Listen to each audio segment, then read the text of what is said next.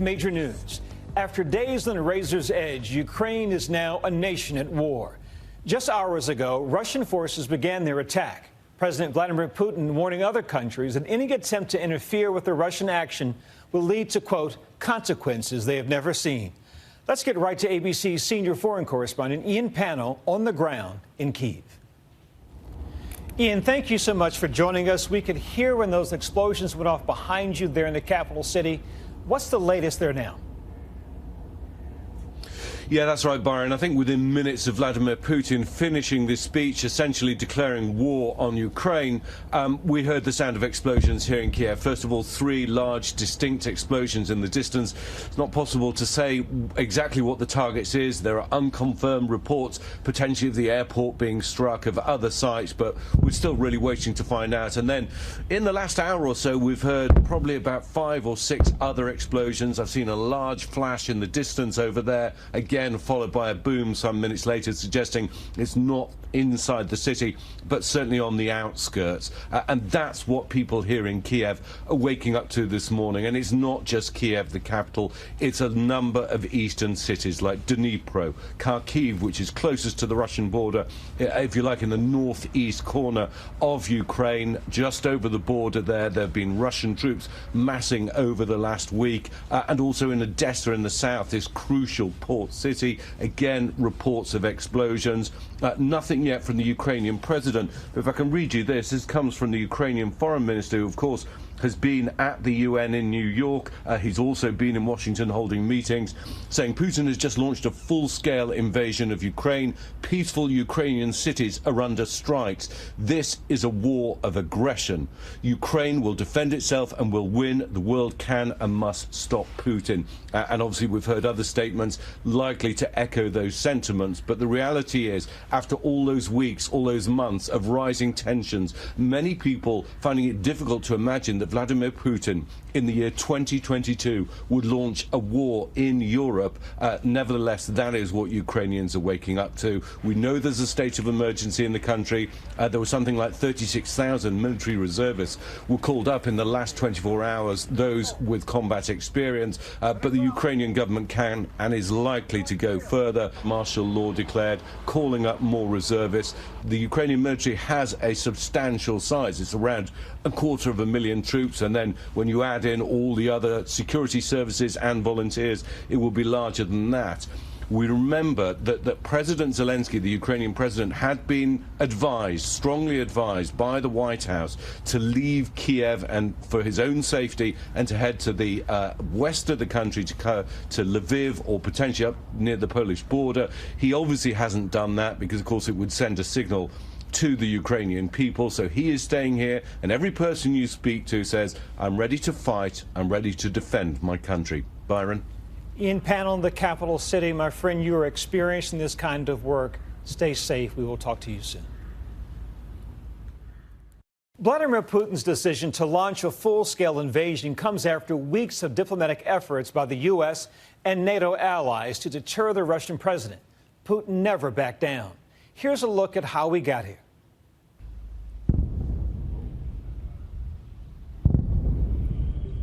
As explosions rang out in the capital city of Kyiv, Ukraine's ambassador to the UN with this stern message for Russia. There is no purgatory for war criminals. They go straight to hell, Ambassador. Until the moment Russian President Vladimir Putin took military action, the Ukrainians were pleading for peace. Earlier tonight, in a video address, Ukrainian President Zelensky saying he tried to call Putin but was met with silence. Putin's force, anything but. More than 150,000 Russian troops surrounding the country on multiple sides. For days, the U.S. and other NATO allies have taken steps to try to deter Putin from a full-scale invasion of Ukraine. Just today, President Biden announcing sanctions on the Nord Stream 2 gas pipeline and the corporations behind its construction.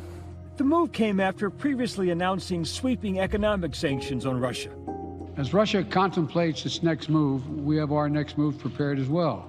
Putin undeterred. They are ready to go right now. It won't be bloodless.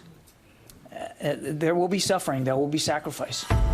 Ukraine seeming to know how imminent full-scale invasion could be, declaring a state of emergency and President Zelensky activating members of the military reserve. You need the uniform, jacket. Dmytro Bulatov is one of those joining the fight.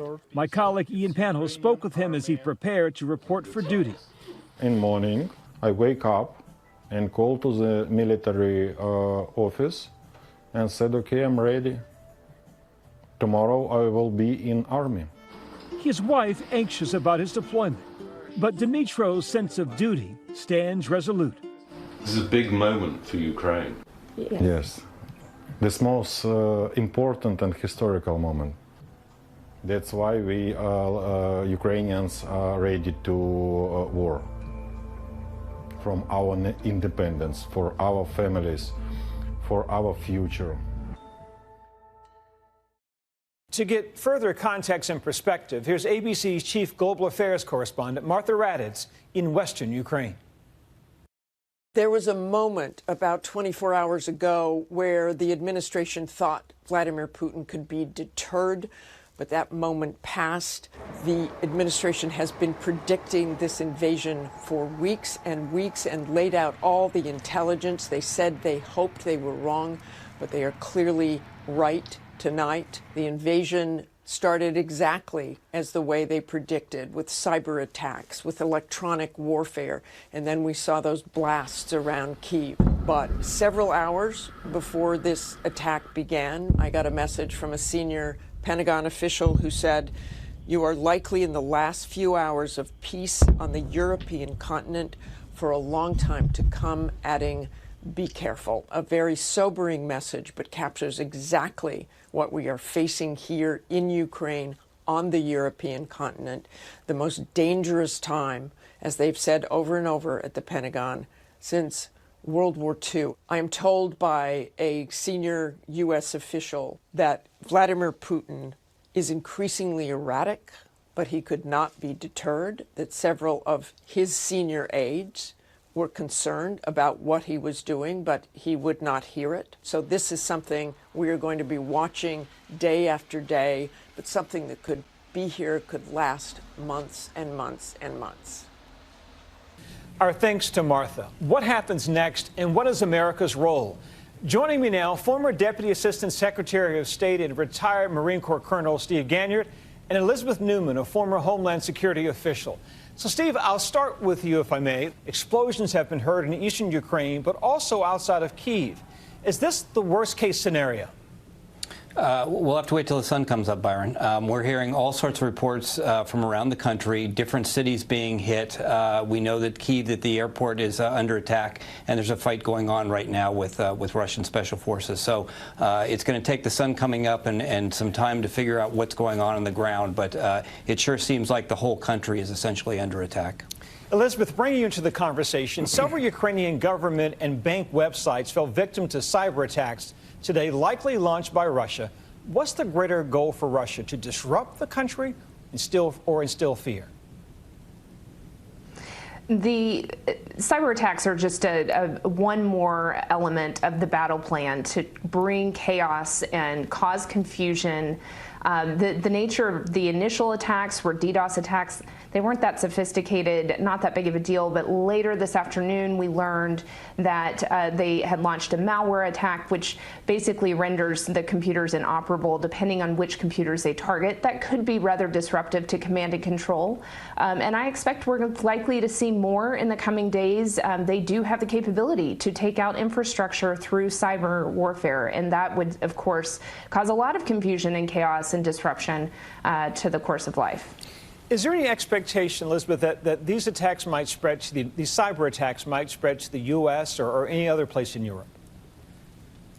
There is definitely strong concern in the United States and among our Western allies that Russia does have attacks in the works, that they have been planting and seeding the ground to be able to launch attacks if they decide to do so.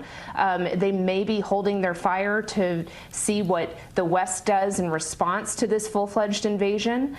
They may actually decide to preemptively launch something and create confusion and frustration and domestic pressure here in the United States, because the types of attacks that we're talking about could affect our energy supply, it could affect the power grid, it could affect our food supply, which of course, not to the scale of causing life and safety concerns, but very disruptive to our daily lives. And Steve, a closing question to you. Can the Ukrainian people stand up to this? We know they are tough and resilient people, but Russia is a large and powerful country. Yeah, Byron, in the past, say 10 years or so, after being crushed by the Russians in 2014, the Ukrainian government and the Ukrainian military have improved significantly. NATO has helped with that. But the Russian military has come back as well. In the past 15 years, Mr. Putin has had significant and large increases in the defense budget. So the Russian military is really an overmatch for the Ukrainians. It will probably quickly dissolve into sort of an insurgency like we saw in Iraq and Afghanistan, because once the Russian military gets going, it'll probably be just a matter of weeks before they roll over the Ukrainian military. A matter of weeks. A sobering night. Thank you both. Hi, everyone. George Stephanopoulos here. Thanks for checking out the ABC News YouTube channel. If you'd like to get more videos, show highlights, and watch live event coverage, click on the right over here to subscribe to our channel. And don't forget to download the ABC News app for breaking news alerts. Thanks for watching.